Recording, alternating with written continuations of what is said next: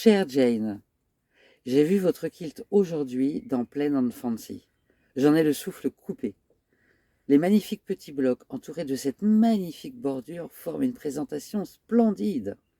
Qu'il existe au monde une femme aussi créative, sensible et intelligente me fait monter les larmes aux yeux. Puis-je m'envelopper dans votre kilt et y rester pour toujours? Mon ami Kay m'a dit que votre kilt est une source d'inspiration pour de nombreuses miniaturistes. Je me suis demandé pourquoi personne ne l'avait reproduit. Et parce que, a expliqué Kay, personne ne veut dessiner ces petits blocs, espèce d'idiote. Ah, mais j'adorerais dessiner ces petits blocs. Laisse-moi le faire.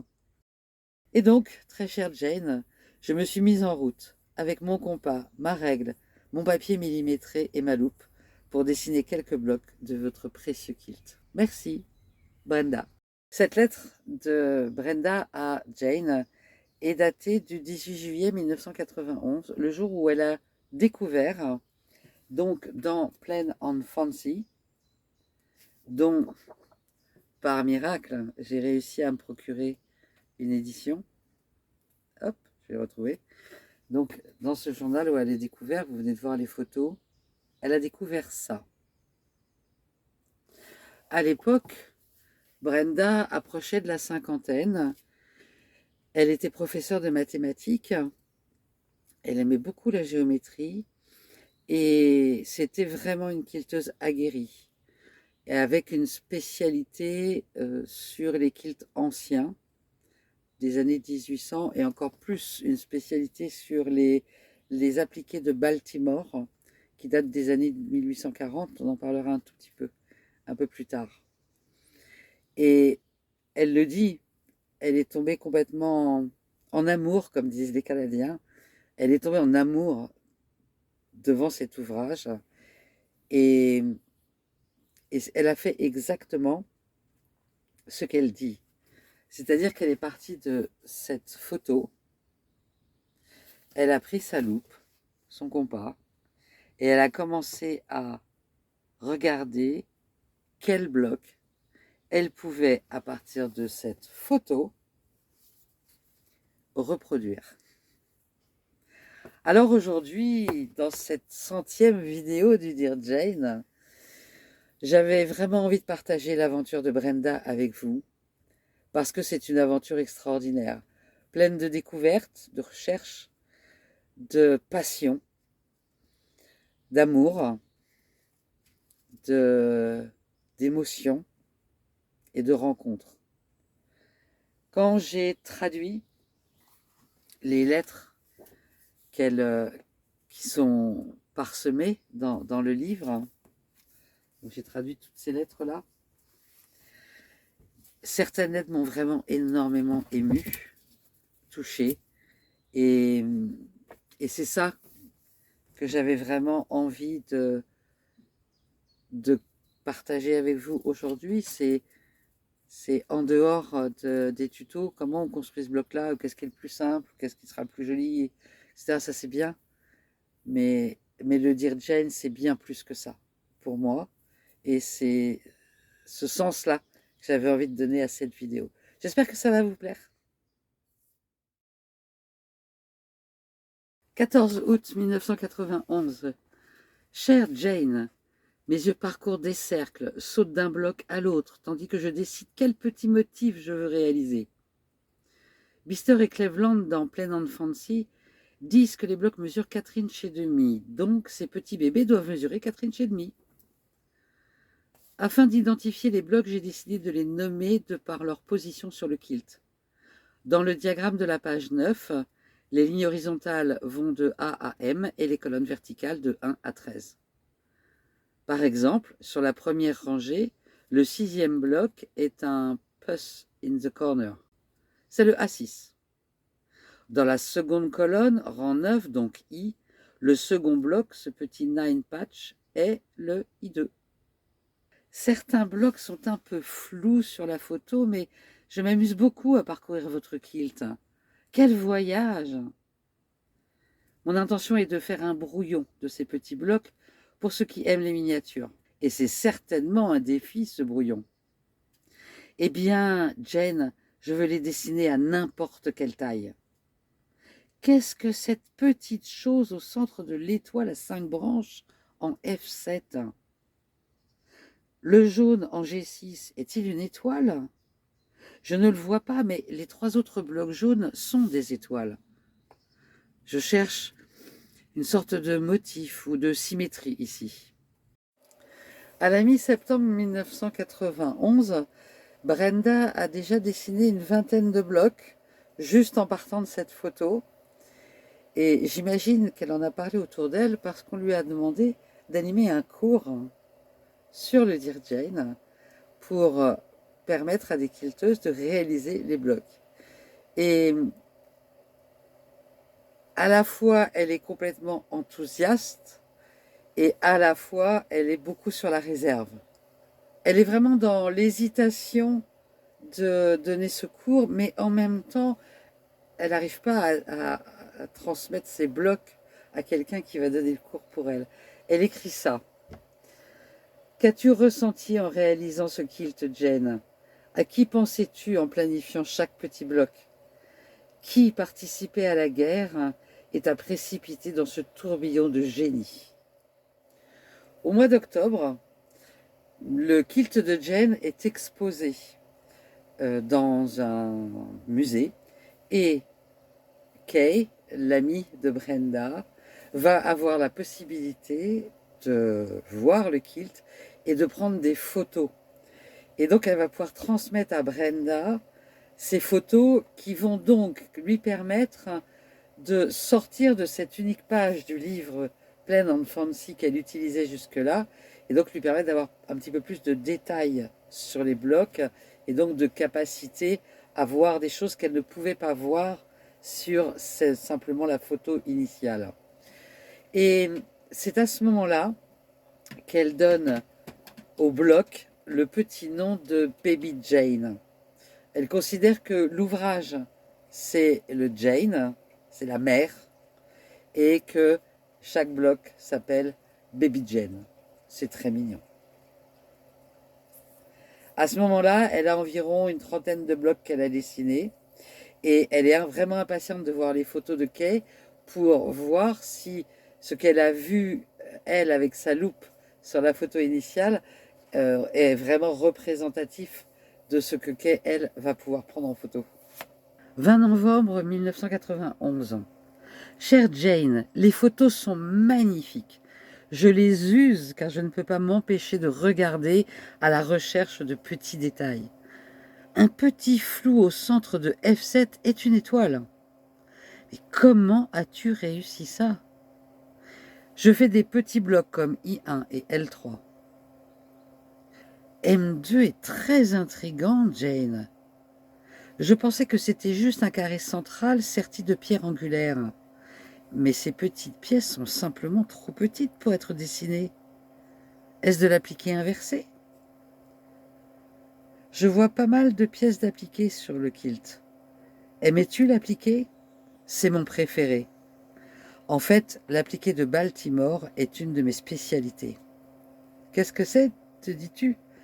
Tu as sûrement entendu parler de Mary Evans et des Good Ladies of Baltimore. Ce sont elles qui ont fabriqué tous les magnifiques quilts d'appliqué élaborés dans les années 1840. Mais peut-être ne faisais-tu pas de kilt à l'époque? Ou peut-être que la nouvelle ne t'est jamais parvenue dans le Vermont? En janvier 1992, Brenda va donc commencer à donner des cours à un groupe de femmes pour leur montrer comment, enfin, les gabarits des blocs qu'elle a réalisés. Et elle rencontre un vrai enthousiasme en face d'elle. Les femmes se passionnent. Au début, elles vont choisir les tissus qu'elles vont utiliser. Et puis, petit à petit, au mois de mars, elle écrit à Jen au secours.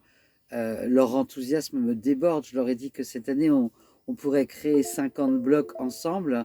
Mais au final, elles voudraient tous les faire. Donc, et Brenda, elle n'a toujours que les photos pour concevoir les blocs. Ce serait intéressant, j'ai pas pu retrouver ça, mais ça aurait été intéressant de retrouver des kilts créés par les premiers, des Dear Jane, créés par les premières personnes qui ont suivi les cours de Brenda. Ce que Brenda note au mois de mars, c'est que chaque personne, chaque tissu qu'elle a choisi, la façon dont elle va coudre le bloc, chaque bloc représente vraiment la personnalité de chaque personne. Ça, c'est quelque chose qu'on peut voir hein, quand on voit les photos dans le groupe Facebook. Ce qu'elle explique aussi à ce moment-là, je n'en ai jamais parlé, je crois que j'ai peut-être nommé un ou deux, mais c'est très rare. Chaque bloc a un nom. Et en fait, l'origine de ces noms, ce sont ces femmes qui étaient en cours avec Brenda, qui, alors, en tout cas pour les premiers blocs, et en fait, ce sont elles qui nomment les blocs en fonction de ce à quoi le bloc leur fait penser par rapport à leur histoire personnelle. Donc, je pense que Brenda a vécu des choses extrêmement riches. Elle cite dans sa lettre du mois de mars euh, il y a le corset de Marie-Ruth, et je me souviens qu'elle parlait de Marie-Ruth à un moment donné, l'oncle Homer, euh, Mommy Weaver, l'étoile de Baltimore. Donc, tous ces noms de blocs ont un lien avec l'histoire de ces premières femmes qui ont reproduit le Dear Jane. C'est absolument génial, non? Dans sa lettre à Jane d'avril 92, Brenda est toujours dans l'enthousiasme de ces personnes avec qui elle crée les blocs. Et elle dit quelque chose qui m'interpelle, parce qu'en fait, quand j'ai fait des recherches, je me suis dit, c'est étrange de ne pas réussir à trouver le Dear Jane créé par Brenda. Et il n'est pas non plus dans le livre. Et donc, c'est quelque chose qui m'intriguait. Et en fait, dans cette lettre du 16 avril 92, elle dit si je veux faire un travail adéquat avec ce kilt, Jane, je dois aller au musée de Birmingham le voir. Il y a trop de blocs que je ne peux pas voir sur la photo. Et même si je ne vais pas faire le kilt en entier, je dois vraiment dessiner nos bébés aussi précisément que possible. J'ai la sensation, je ne pense pas pouvoir avoir la confirmation, mais j'ai la sensation qu'elle n'a pas créé son propre baby Jane à partir de tous les blocs. Et à cette époque-là, elle est en contact avec Ruth qui est la directrice, la conservatrice du musée de Baltimore où est conservé le Dear Jane. Et elle va lui demander l'autorisation de venir au musée et d'étudier le kilt lui-même, de le voir et de l'étudier. Je vais vous lire sa lettre du 18 juin 92 parce que je la trouve particulièrement intéressante. Ma précieuse Jane, je suis toujours en train de parcourir mes photos du kilt et je suis étonnée de la richesse des tissus. Ton kilt est une encyclopédie textile. Chaque bloc et chaque triangle ont un imprimé différent et je ne trouve que quelques tissus unis. Où, mais où les as-tu tous trouvés?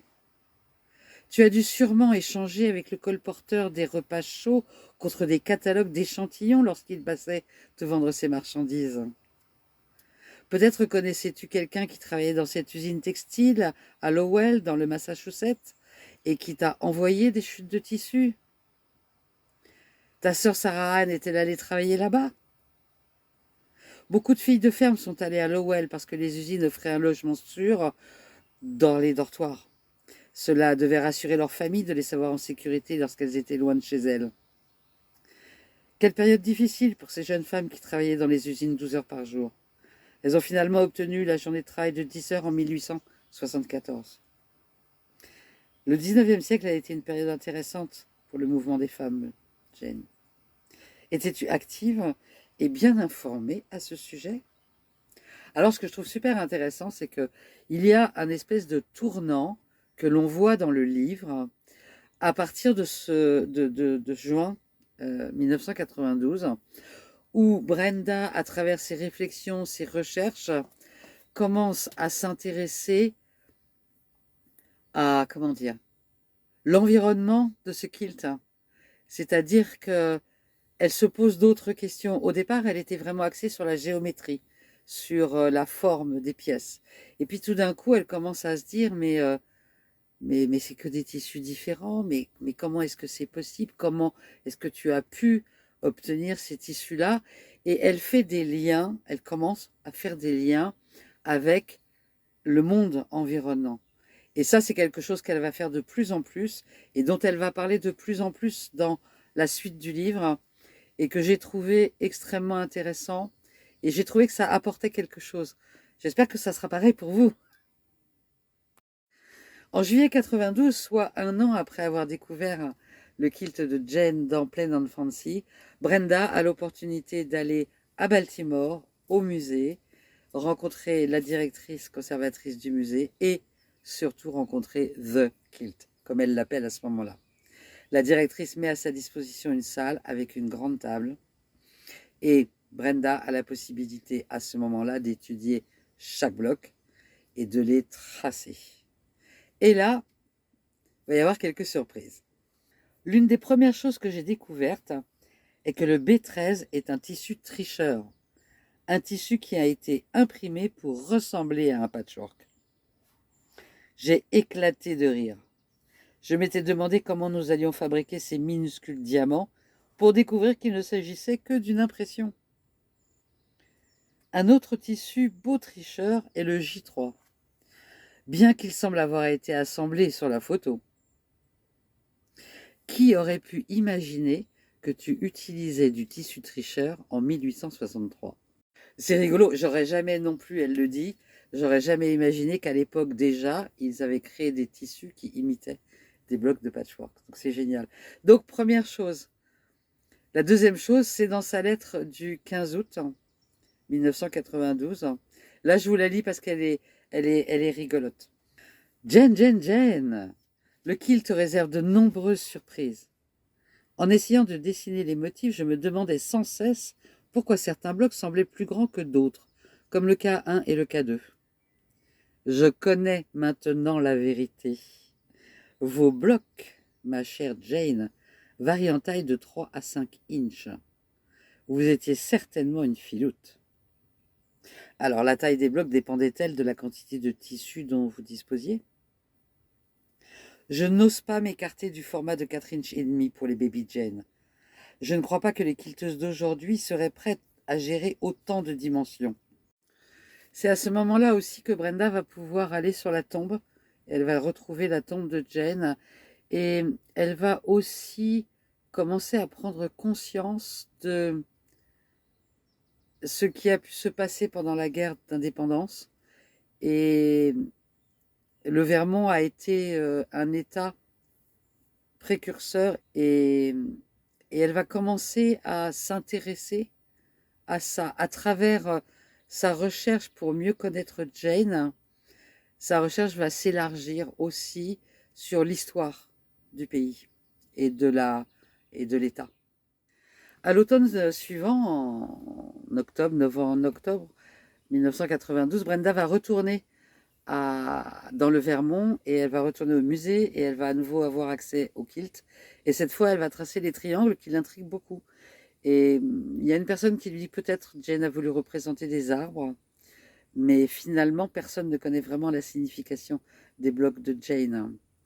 En même temps, elle apprend que le kilt a été apporté au musée dans les années 1930, c'est-à-dire pendant la Grande Dépression aux États-Unis, par un homme de Saint-Louis qui l'avait trouvé dans son grenier, qui ne connaissait pas vraiment Jane, mais qui savait qu'elle avait vécu aux alentours de Bennington et donc qui avait souhaité le ramener proche de là où elle avait vécu.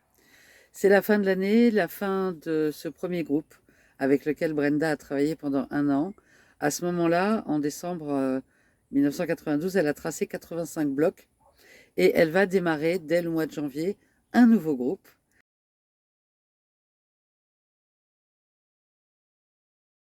10 janvier 1993. Bonne année, Jane. La nouvelle année commence et avec elle un deuxième cours, Baby Jane. Je suis vraiment impatiente d'en apprendre davantage sur les personnalités de ce nouveau groupe. J'enseigne également un cours de kilt sur une autre quilteuse du 19e siècle, Susan McCord de McCordsville, dans l'Indiana. Elle est née à Decatur, dans l'Indiana, en 1829, et elle nous a laissé un héritage de nombreux et magnifiques quilts composés de piécés et d'appliqués. Jen, je suis certaine que tu nous as également laissé de nombreux et magnifiques quilts. Nous n'avons tout simplement pas ou peu de chance de les retrouver maintenant. Le kilt le plus célèbre de Suzanne est celui appelé Harrison Rose, qu'elle a réalisé à peu près au même moment que toi. Il est tout en appliqué, 9 blocs de belles urnes remplies de fleurs, et même quelques coupes de plumes de princesse, le tout entouré d'une bordure sinueuse en appliqué. Elle a élevé 7 enfants dans une ferme, s'intéressait aux médicaments homéopathiques et a vécu jusqu'à 80 ans. Bonjour Jane, je me suis interrogée sur le processus de construction que tu as suivi pour réaliser The Kilt. Tu as certainement passé beaucoup de temps à réfléchir. On ne crée certainement pas un tel ouvrage sur un coup de tête. As-tu rassemblé les tissus avant de commencer ton assemblage? Je crois toujours que tu avais des catalogues d'échantillons, mais d'où j'aimerais le savoir.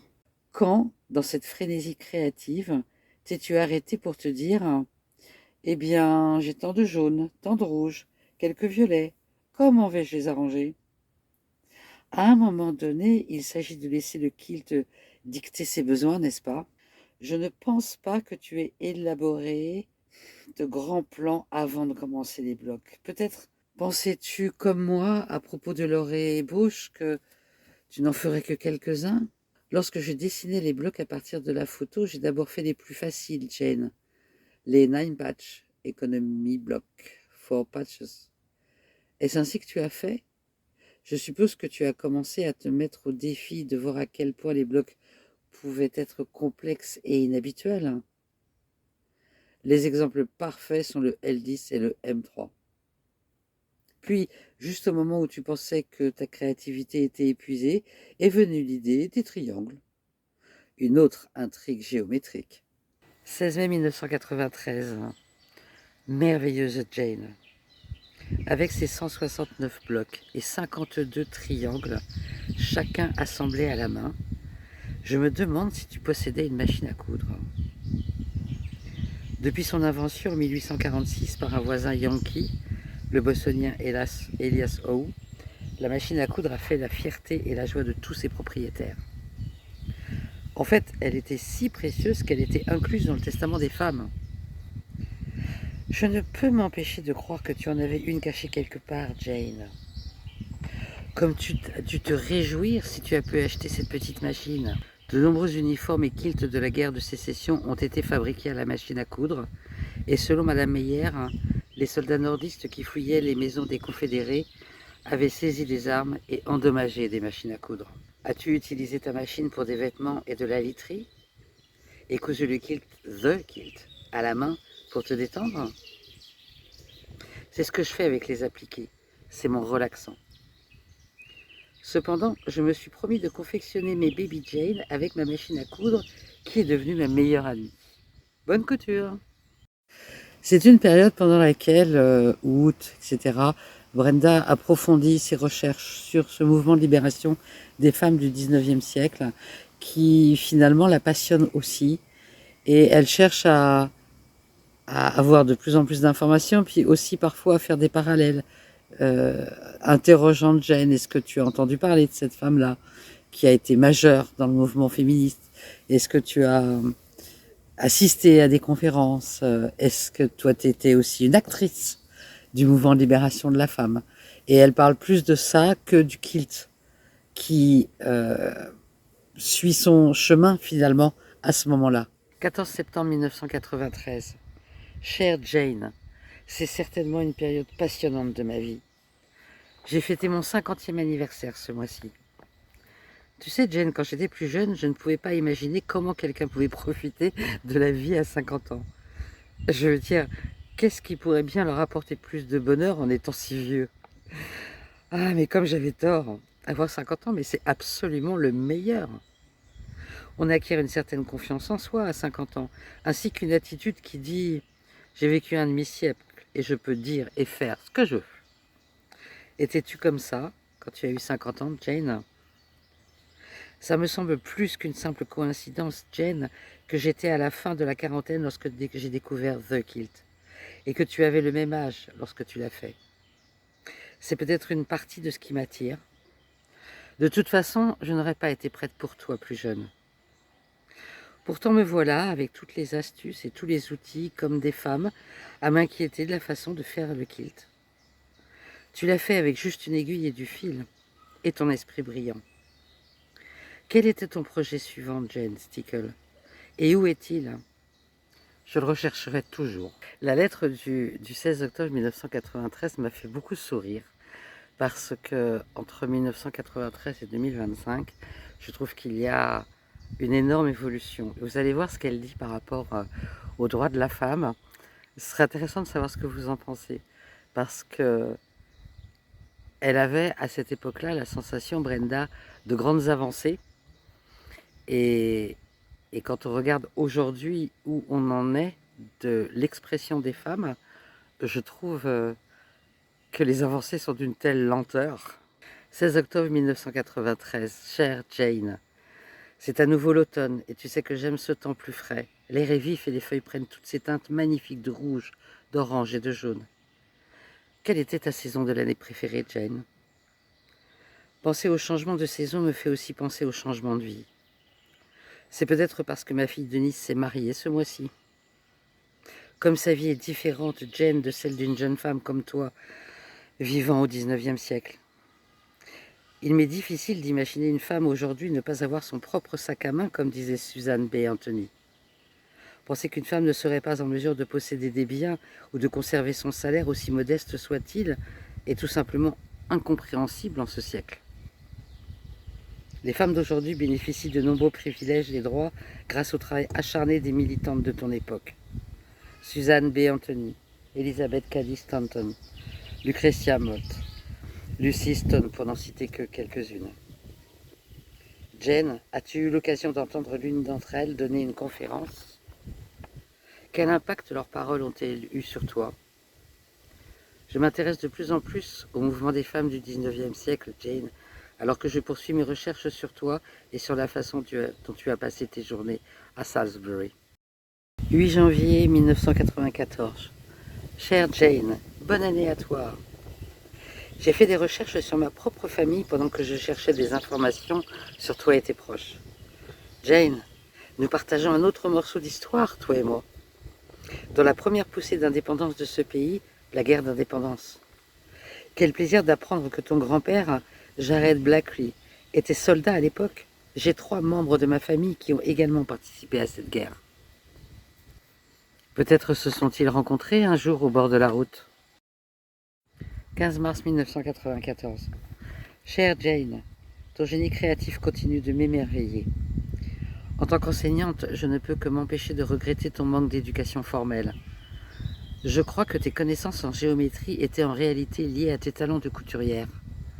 Cela me porte à croire que tu avais un certain degré d'éducation. Dans son testament, ton père alloue de l'argent à ton soutien et à ton éducation. Ton éducation était donc importante pour ta famille. Quelle a été ton éducation, Jane? As-tu été en pension après le décès de ton père? Nous savons très peu de choses sur toi. Peut-être étais-tu enseignante avant d'épouser Walter et de devenir la femme d'un fermier? En fait, les femmes ont passé 200 ans à rechercher leur inclusion dans toutes les professions. Dans les années 60, lorsque je choisissais une carrière, il y avait très peu de femmes en médecine, en droit et en sciences. J'étais la seule étudiante, alors, dans bon nombre de mes cours de mathématiques. La majorité des femmes des années 60 étudiaient l'éducation et les soins infirmiers. Y a-t-il un message dans tout cela, Jane? Je continue à suivre l'évolution des femmes du XIXe siècle. Je suis étonnée de voir combien de temps le changement prend. Alors que nous entrons dans le XXIe siècle, les femmes choisissent enfin une carrière dans n'importe quel domaine. Hurrah! Et hurrah à toi! Brenda va aussi s'intéresser à la guerre de sécession. La guerre de sécession, elle a démarré en 1861, elle s'est terminée en 1865. C'est donc la guerre entre le Nord et le Sud. Ce qui est intéressant, vous allez voir sur la carte, c'est que le Vermont est un des États les plus au nord, proche du Canada, et donc un État nordiste. Et le Tennessee est un des États les plus au nord des confédérés, donc les sudistes, on va dire. Je résume, je synthétise, ne m'en voulez pas si je ne suis pas ultra précise. Mais ce qui est intéressant quand même, c'est que le Vermont s'est déclaré contre l'esclavage dès 1777. Donc il y a eu vraiment des actions qui ont été menées par le Vermont pour aider les esclaves. Et Brenda en parle très très bien dans la lettre que je vais vous lire. 18 mai 1994. Chère Jane, je pensais à cette terrible guerre. Quelle surprise d'apprendre que le Vermont a joué un rôle aussi actif dans le chemin de fer clandestin. Je peux visualiser Harriet Tubman conduire une famille d'esclaves à travers Bennington sur la route jusqu'à Salisbury. Ils sont venus du sud, guidés paroles de la chanson Follow the Drinking Gown. Ta maison était sur la route 7, Jane. Leur as-tu fourni un refuge sûr? Les as-tu mis sur la route de Manchester? Pendant la guerre, les femmes fabriquaient des kilts de log cabin avec le centre noir. Ces kilts étaient suspendus sur des cordes à linge pour signaler que leur maison était des refuges pour les esclaves en fuite. Peut-être as-tu fabriqué un tel kilt, Jane? Où est-il maintenant? Alors c'est assez intéressant parce que Brenda parle de ce bloc de log cabin dont je vous ai mis un schéma là, avec un centre noir qui voulait dire que la maison était safe, pouvait accueillir et aider des esclaves en fuite. Alors je m'intéresse depuis plusieurs mois beaucoup à l'histoire du patchwork, du kilt, et j'ai pas eu cette information là. Par contre, j'ai vu vraiment des choses super intéressantes sur tout un tas de symboles qui ont été utilisés effectivement par les personnes qui cherchaient à aider les esclaves en fuite pour leur donner plein d'indications. J'avais certainement l'intention de faire une vidéo là-dessus parce que je trouve que le thème est très intéressant. Ce qui est marrant, c'est que j'ai pas vu de log cabin avec un centre noir, donc je vais quand même poursuivre un peu mes recherches. Et si ça vous intéresse, je ferai une vidéo spécifiquement là-dessus parce que la symbolique des blocs, je trouve que c'est un sujet absolument passionnant. Allez, on continue avec Brenda et Jane. 15 août 1994. Chère Jane, je viens de recevoir des nouvelles de l'histoire de ta famille. Il manque plusieurs faits, Jane, mais j'en ai appris davantage sur ta famille immédiate. Ta vie, ma chère Jane, ne semble pas avoir été très facile. Était-elle heureuse? Peut-être suis-je simplement mélancolique à propos de la mort de ton père alors que tu n'avais que 14 ans? Comme cela a dû être terriblement difficile pour toi émotionnellement parlant. Jane, tu as eu la bénédiction d'avoir ta mère près de toi jusqu'à l'âge de 52 ans. T'a-t-elle aidé à réaliser The Kilt? Je vois que plus d'une personne l'a cousu. As-tu partagé cette création spéciale avec elle? 24 novembre 1994. Chère Jane, as-tu vécu à Salisbury toute ta vie? Cette ville a une histoire passionnante. Je me dois de mentionner Jonas Galusha quand je parle de Salisbury. Il était à la tête de la compagnie des Green Mountain Boys quand Burgoyne s'est rendu en 1777 et il a été gouverneur de 1809 à 1812, puis de 1815 à 1819. Tu ne peux pas l'avoir connu, Jane, mais ton père peut-être. Quand j'ai visité l'endroit, Madame Marjorie Gashua, une de ses descendantes, m'a dit qu'elle était certaine que ta famille vivait dans une ferme de 200 acres à côté de l'habitation des Galusha. As-tu joué avec ces enfants, Jane, faisant des allers-retours entre vos deux maisons? 14 février 1994. Ma bien-aimée Jane, il est temps de clore nos lettres pour un moment. Quelle merveilleuse expérience que partager une partie de ta vie. Je sais qu'une part est vraie, une part est imaginaire, une part est purement émotionnelle. Je suis toujours aussi passionnée par The Kilt qu'il y a si longtemps lorsque je l'ai vu dans Playland Fancy. Mon livre est usé et en lambeaux, utilisé, réutilisé et a beaucoup voyagé. Lui aussi a des souvenirs à partager. Un autre livre usé qui m'attire, Jane, est la Bible de ma grand-mère. Pendant de nombreuses années, elle a enseigné à une classe d'école du dimanche nommée en son honneur. Le 25 décembre 1945, la classe biblique de Blanche Manges lui a offert cette Bible. Parmi les précieuses inscriptions que ma grand-mère a inscrites sur sa Bible, il y en a une que je souhaite partager avec toi, Jane. Avez-vous déjà entendu parler du vieux Domini écossais à qui on a demandé son avis sur l'immortalité? Il a dit qu'il avait l'idée que nous nous réveillerions après cette vie, regarderions autour de nous et dirions « Eh bien, qui l'aurait cru ?» Jusqu'à ce que je te vois, Brenda. 31 janvier 2020. Chère Jane Stickle, ton merveilleux kilt m'enthousiasme autant aujourd'hui qu'en juillet 1991. Tu as totalement changé ma vie et nous avons parcouru de nombreux kilomètres ensemble, toi et moi. Notre voyage nous a amenés à travers le monde avec des quilteuses dans plus de 40 pays qui ont reproduit ton chef-d'œuvre. On me demande souvent si je m'attendais à ce que ton kilt et le Dear Jane deviennent un tel phénomène. Bien sûr que non. Je voulais juste vendre les 6000 premiers exemplaires. Et au dernier décompte, environ 160 000 livres Dear Jane ont été vendus. Je me demande combien de kilts ont été réalisés. Notre premier voyage a été chez toi, dans le Vermont, au Vermont Quilt Festival. J'avais passé 5 ans à apprendre à te connaître. Et j'avais hâte de te présenter au monde entier. Nous avons organisé des expositions dans des villes et des pays du monde entier, notamment à Northfield, Indianapolis, New York, San Diego, Jacksbury, Padua, Nashville, Néerlande, en Australie, en France, pour n'en citer que quelques-unes. En 2013, plusieurs expositions ont été organisées pour le 150e anniversaire de la fabrication de ton kilt. Jane, nous avons rencontré tellement de merveilleuses quilteuses, chacune partageant avec nous ses histoires et ses créations de kilt. Tu serais vraiment étonnée, Jane, de la myriade de tissus et de couleurs que les gens ont choisi pour créer leur propre Baby Jane. Quant à moi, je n'ai jamais vu de blocs laids. Ils sont tous magnifiques à mes yeux. Je pensais que ma mission était de donner à tout le monde tes motifs pour qu'ils puissent concevoir leur propre kilt. Je crois que je me suis trompée. Je n'ai pas été que la messagère. Ton kilt est le catalyseur de la création de liens d'amitié dans le monde entier. Avec Internet, le monde est devenu si petit et les gens de différents pays sont devenus des amis pour la vie.